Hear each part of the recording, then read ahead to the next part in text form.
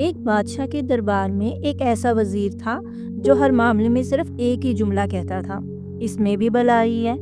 چاہے خوشی ہو یا مصیبت، کامیابی ہو یا نقصان، وزیر کا جواب ہمیشہ یہی ہوتا۔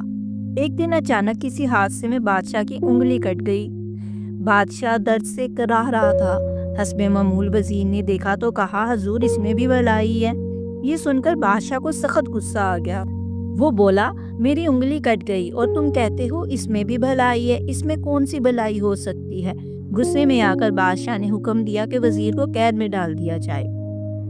بادشاہ کی ایک عادت تھی کہ وہ ہر ہفتے دل بہلانے کے لیے شکار یا سیر کو نکل جاتا۔ ایک دن وہ جنگل کی ایسی طرف چلا گیا جہاں بتوں کے پجاری رہتے تھے۔ انہوں نے بادشاہ کو پکڑ لیا اور اپنے بتوں کو خوش کرنے کے لیے اسے قربان کرنے کا فیصلہ کر لیا۔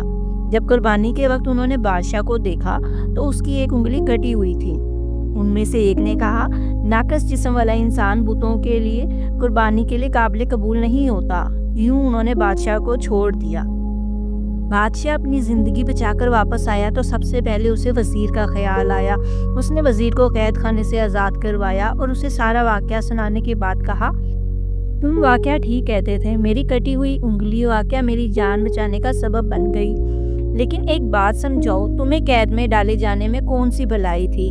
وزیر مسکرایا اور بولا، حضور اگر میں آپ کے ساتھ اس سفر پر جاتا تو آپ کی جگہ مجھے قربانی کے لیے ذبح کر دیا جاتا۔ میری قید ہی میری حفاظت بن گئی۔ سبق: حقیقت یہ ہے کہ ہر فیصلہ، ہر آزمائش اور ہر تقدیر میں کوئی نہ کوئی بھلائی ضرور ہوتی ہے۔